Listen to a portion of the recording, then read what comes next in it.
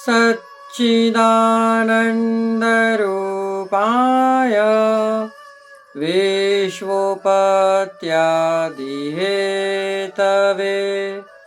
तापत्रय विनाशाय श्रीकृष्णाय वयं नमः। पुष्टिमार्गीय सर्वज्ञ करुणारसपूरित श्रेष्ठफलप्रदाता च तस्मै श्री गुरुवे नमः। जय श्री कृष्ण, राधे राधे। जय श्री वल्लभ प्रियजनों, दास का प्रणाम स्वीकार करें। आज ये दास उपस्थित है आपके सामने एक ब्राह्मण की कथा लेकर।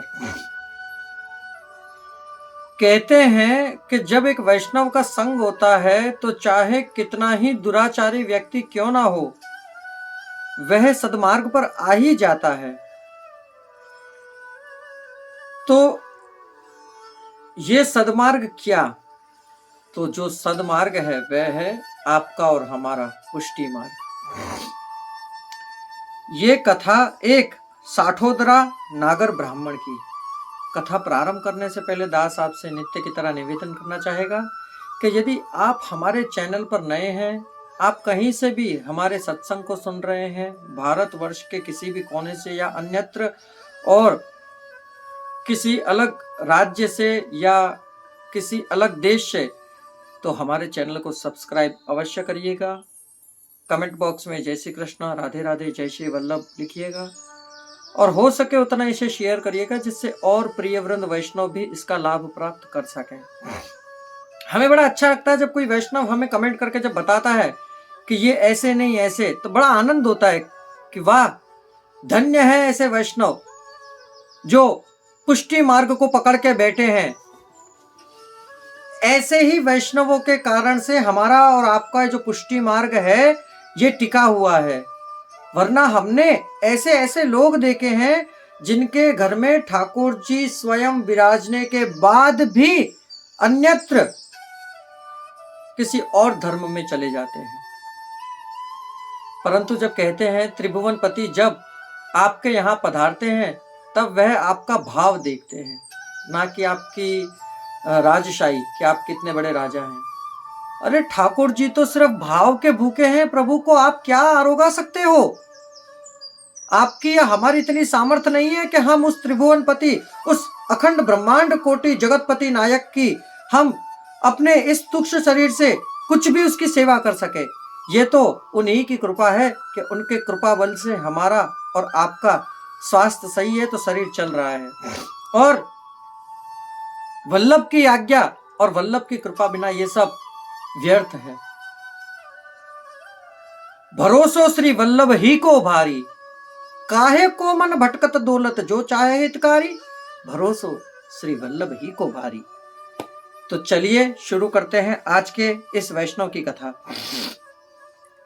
गोधरा से कुछ 10 कोस दूर पर एक गांव है। वहां एक धनवार नागर ब्राह्मण है। वहां इनका जन्म हुआ। ये लड़का जब कुछ 5 वर्ष का हुआ तब इसके माता पिता का और इसके एक चाचा थे, उनकी भी मृत्यु हो गई। तब ये सारा की सारा द्रव्य लेकर गोधरा आकर रुका।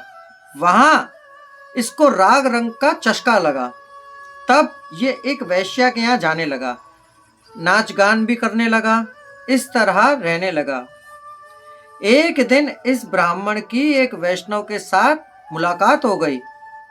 बात बात में वैष्णव ने इसे दैवी जीव जाना और कहा कि जितना मग्न तू इस राग रंग में है, यदि तू इतना ठाकुर जी में लगाए तो तेरा काम अवश्य बन सकता है। अब ये ब्राह्मण वैश्या के संगत करता था, तो इसको ये नहीं पता था कि ठाकुर जी कौन है। तो ये पूछता है कि ठाकुर जी किसे कहते हैं? तब उस वैष्णव ने कही, ठाकुर जी परिपूर्ण ब्रह्म भगवान श्री कृष्ण, जो व्रज में प्रकट होकर गोपियों के साथ जिन्होंने रास किया, ऐसे रसिक शिरोमणि जिससे उनमें मन लगे तो तेरा कोई कार्य बन सके, नहीं तो तेरा सारा ही सारा कार्य व्यर्थ हो जाएगा। फिर इस नागर ने पूछा कि उनमें मन किस प्रकार लगे, मुझे कुछ रीत सिखाओ।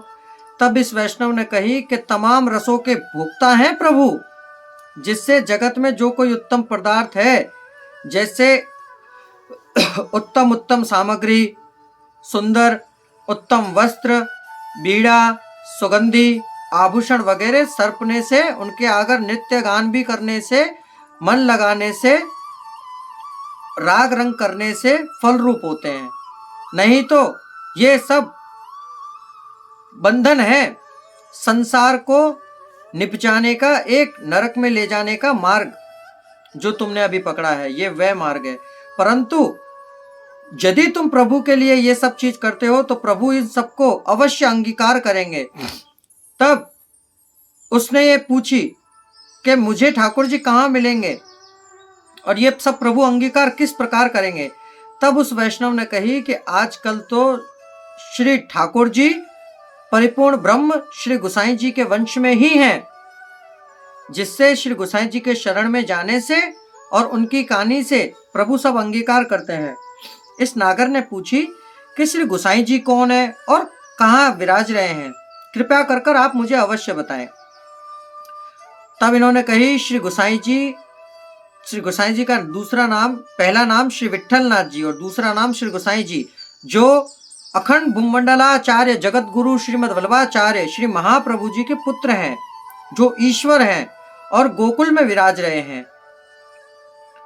नागर ने विचार किया कि अब तो इनकी शरण में अवश्य जाना चाहिए। इस वैष्णव ने श्री गोसाई जी की शरण में जाने की इसको रीत बताई और गोकुल जाने का मार्ग बताया। इसने कही कि यदि मैं श्री गोसाई जी की शरण में जाऊं तो शरणागति को प्राप्त करूंगा। कितने ही दिनों के बाद ये वहां से, वह वैष्णव तो वहां से चला गया इनको बताने के बाद। अब ये रात्रि को सोए तो इन्हें नींद नहीं आए। चित्त में रोज सुबह शाम इनके श्री गोसाई जी की वही लीला घूमती रहे। सुबह हुई तब ये नागजी भट्ट के पास आए, श्री गोसाई जी के समाचार पूछे।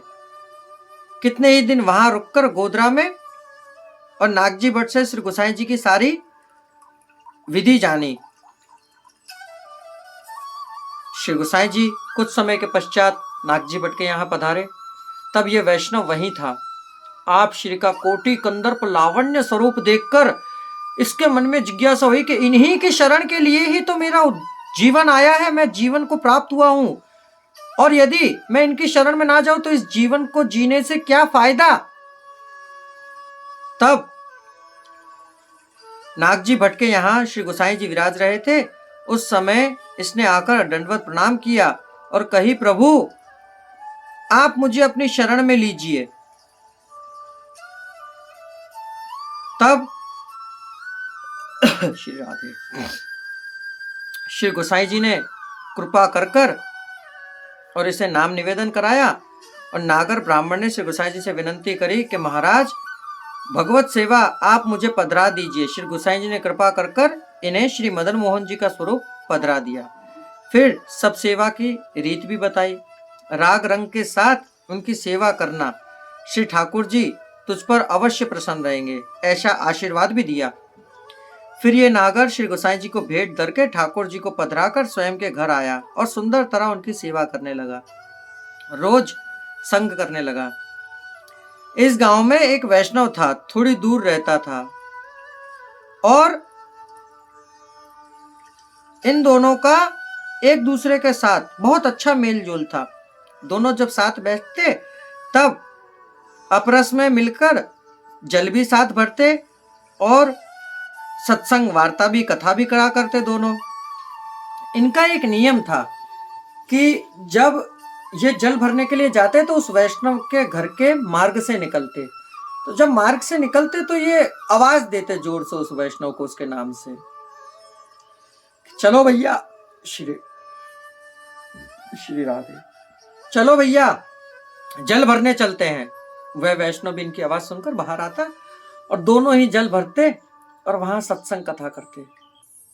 फिर जल भरकर आते एक समय जब ये दोनों जल भरने के लिए जा रहे थे तब वहां पर एक वैश्या का घर था। वहां उसकी 12-13 वर्ष की लड़की पैरों में घुंघरू बांध के और नृत्य कर रही थी, पखावज बजा रही थी। जो दूसरा वैष्णव था और ये नागर ब्राह्मण, तो वो दूसरा वैष्णव जब निकला तो नागर ब्राह्मण वहीं वैश्या के घर के बाहर खड़ा रह गया और उस लड़की को एक नजरों से निहारता रहा। ये समझ गया था कि वह दैवी जीव है। ये उसे निहार रहा है और वह दूसरा बोला कि चल भाई यहां मत खड़ा रहे, ये अच्छी जगह नहीं है, यहाँ एक वैश्या का घर है और यहाँ हम देखेंगे तो लोग हमारे ऊपर हमको क्या समझेंगे। ये बोला तुम जाओ, मैं कुछ देर यहीं खड़ा हूं। इन्होंने एक टक खड़े रहकर वहां वह सारा नृत्य देखा।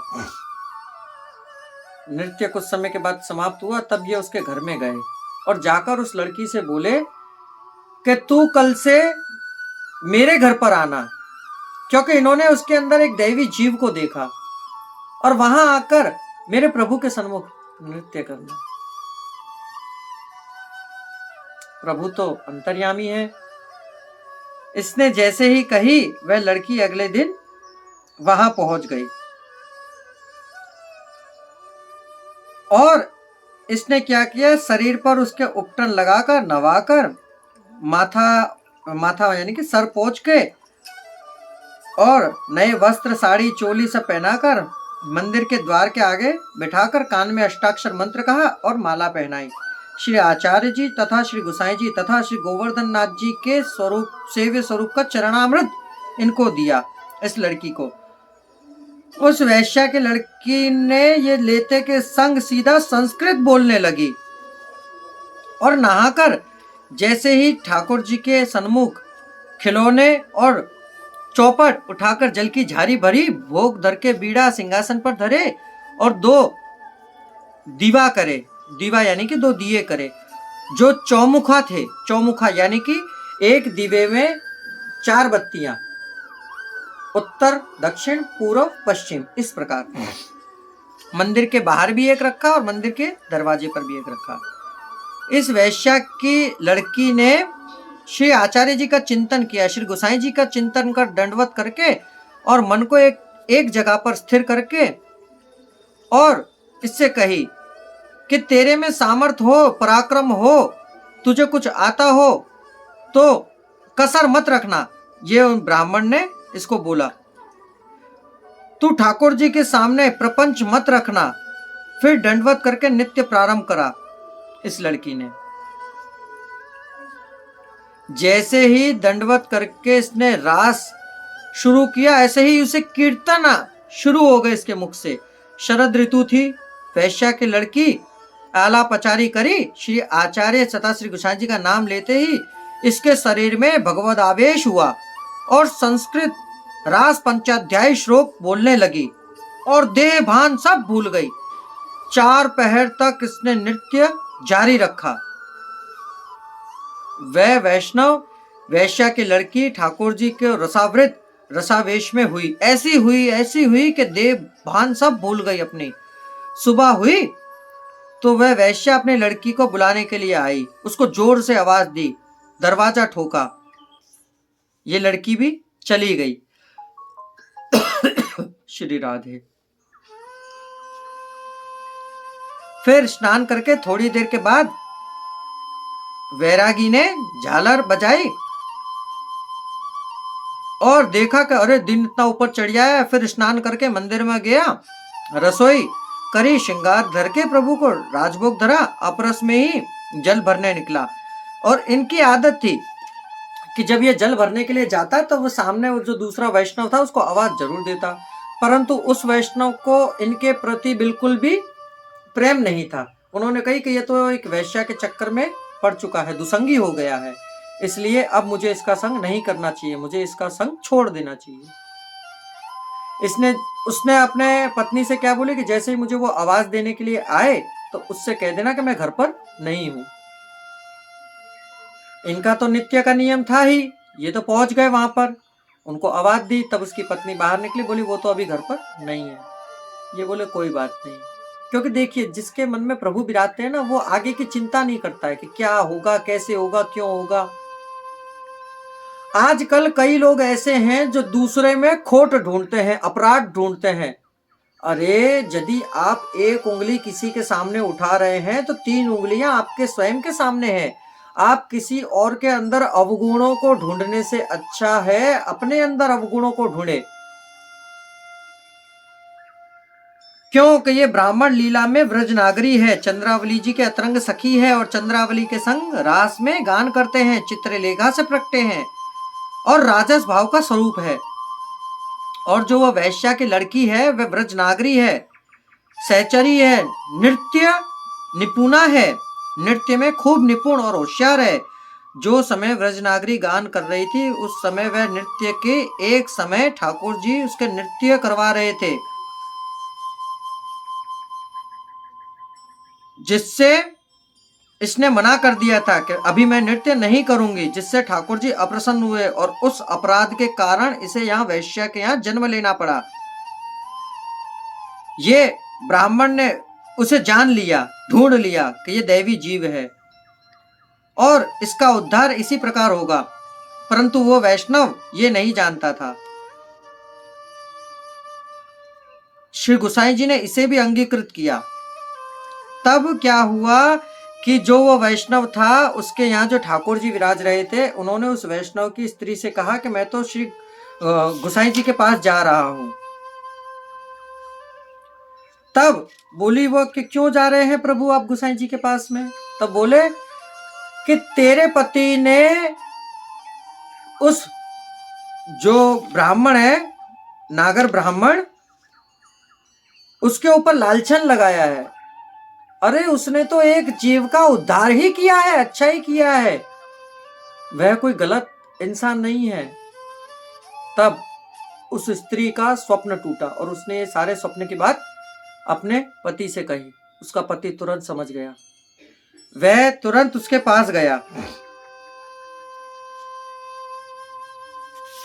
श्री ठाकुर जी की कही हुई बात उसने जब सब बताई तो तुरंत उठकर ये वैष्णव उसके घर गया और जाकर उन्हें जोर से आवाज दी, क्योंकि ये स्त्री पुरुष भी दैवी जीव थे। लीला में ये दोनों व्रजनागरी की सहचरी थे। दोनों में से स्त्री का नाम था भामिनी और पुरुष का नाम था व्रजदेवी, जिससे ये स्वयं का दोष इनके अंदर स्फुरायमान हो गया और स्वरूप का ज्ञान हुआ, जिससे तुरंत ये उस वैष्णव के घर जाकर इन्होंने आवाज दी। तब उस वैष्णव ने कमाड़ खोले और उनके पैरों में गिरकर और अपनी अपराधों की क्षमा याचना करने लगे कि मुझसे चूक हो गई, मुझे क्षमा कर दो, मैंने आपके अंदर दोष देखा। फिर दोनों जनों ने मिलकर खूब भगवत कथाएं करी और आनंद किया। भाव प्रकाश ये बताता है कि ये कथा का आशय ये है कि द्वादशीय वैष्णव की कृति नहीं देखनी चाहिए।